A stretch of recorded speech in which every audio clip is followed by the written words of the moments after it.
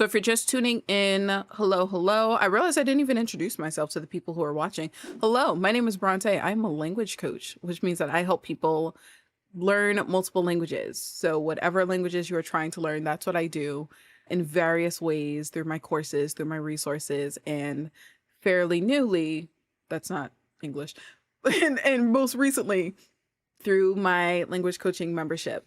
And so today we're talking about three different topics. We talked about comprehensible input. We just finished talking about shadowing, and I'm going to go into my final and probably most favorite, at least for right now, strategy, which is sentence building. And that happened with my partner. I said something to him in Russian and responded in English and didn't even realize I said it. Yeah. But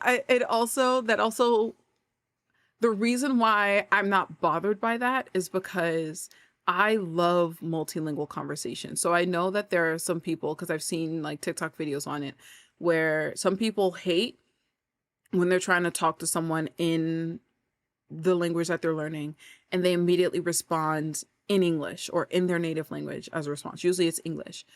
I'm like, I love that. Yes, I would love to hear them respond to me in the language I'm talking right now, but I love multilingual conversations. In college, I used to have friends where we would all speak a different language. It was like three languages in a conversation. It was English, Spanish, and Japanese.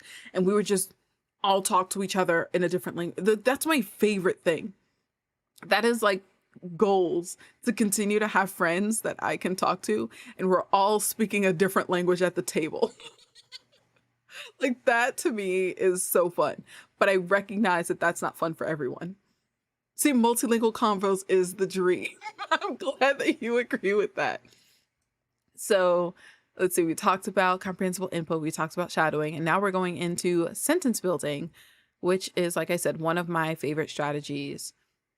And so, trying to organize my screen again. There we go. Or almost. There we go. So I keep saying one of my favorite strategies. I'm sharing all three of my favorite strategies, but the one that I have been using over the past, I would say 2 months actively, like I defined what sentence building means to me. I made it really clear for myself. And then I like created a course around it because I literally was like, what does the me right now need in order to get better at Russian? Because I procrastinate with Russian. I'm like, I don't understand enough. And put myself in this cycle when it comes to Russian. I don't understand enough in Russian. So I can't look at the resources that are going to help me understand Russian because I don't understand enough in Russian. So I can't look up the resources. And I like literally, this is the cycle. So like, I have to break this cycle. I cannot continue for another year saying I'm going to get better at this language and not. So I was like, well, what's the biggest barrier right now? For me, input is easy. Listening and reading is something that I can do passively. I can do actively. I can put a podcast on the side. I can read content, write down, take notes down.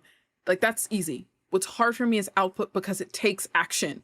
And if you don't know this about me, I am an innovative language learner. It's part of my quiz, but I am someone who is good at reflecting and revising, but I will continue reflecting and revising until something or myself pushes me into action. I will continue to do the thinking and the planning and never the actual work if I don't break the cycle. So yeah, the cycle's too real. So I was like, sentence building. I know that sentence building is really powerful. And I broke down, step by step what it's all about, and I focus, even though sentence building can be used for all of the skills, so speaking, listening, reading, writing, I focus on how can I use sentence building to help me with my speaking and my writing, because those are the things that I needed most help with or needed help with the most. And so I really thought about, well, when it comes to speaking, what are the different parts of speaking? When it comes to writing, what are the different parts? So what makes up someone who is able to, I don't want to say fluently, like conversationally speak to someone or write down their thoughts without too much trouble? Like, what does it take? What are the micro skills that are involved in that? Sentence building is one of those, and it touches on the others. So I was like, okay, then that's what we're doing. But yeah, it's really about understanding parts of a sentence, how they work, how they connect, so that you can start creating your own sentences together. Because really, we talk in phrases.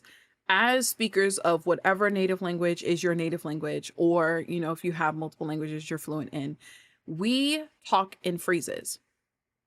We generally have set phrases in our minds that we know to pull out to convey a specific piece of information. So, we generally, I know that's a phrase, or we generally use, like those are set phrases in my brain that I know I can use to convey something that I'm trying to say versus individual words. We generally rely on individual words when we're in thinking mode or when we're using words for the first time. But for some reason, when we're learning a different language, we default to learning exclusively by individual words, which, in context does not make much sense. You know, we need to focus on piecing together all of our thoughts like we do in our native language. There are chunks of information that we learn to use, and we kind of mix it up and play around with the order. We play around with the structure.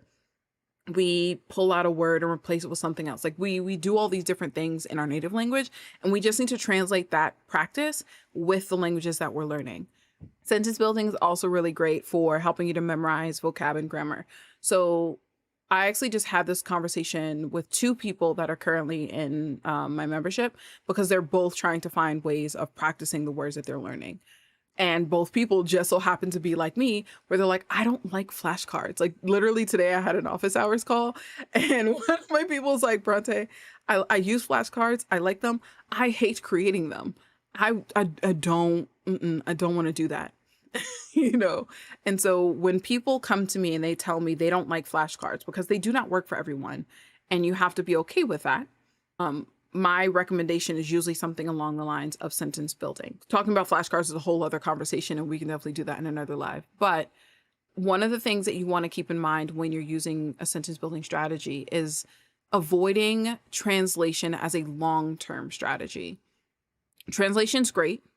Translation is helpful. It can be helpful. But translation is a completely different skill. Like people go to school to learn how to be translators. Whether you feel people need to go to school for that or not, it is a skill that has to be practiced and built. We generally are not trying to be like professional translators. Yes, there are some people who are, but if that is not your goal with the language, do not focus on translation long-term. Short-term, yes, great. And I use it for my own studies, but at some point we need to shift to what we said in the beginning, comprehensible input, the monolingual studies. So just be careful about using sentence building and constantly translating the sentences that you're finding and the sentences that you're creating. You don't need to do that if you kind of understand what is being said. What I generally do as a rule is I actually just define the words I don't know in the sentence instead of writing the whole sentence out. Except, I just remembered, except if I'm doing it in non-English languages. So for example, if I'm writing down and practicing sentences in Korean, I will write those sentences in Japanese too, completely. It's helping me with my Japanese, but I will not write those sentences in English. I might circle a word in the Korean or the original Korean sentence and then write the English above it if I don't even know it in Japanese either. But I'm not going to translate the whole sentence in English. That's just my way from the beginning, how I do it. But that doesn't mean I don't use translation at all. I absolutely do, but it's not my default. And it's only if I'm really struggling to understand the sentence. And it's usually when it's grammar, when there's grammar that's being used that I really don't get. I haven't seen it before. I don't understand how it's conveying information. And usually it's in an Asian language. Like I remember for the longest time struggling to understand like yo ni and yo na, which has so many different definitions. You have to see it in context. But I needed a lot of translated sentences to help me start to understand. So just don't use translation for long term unless you're trying to be a translator.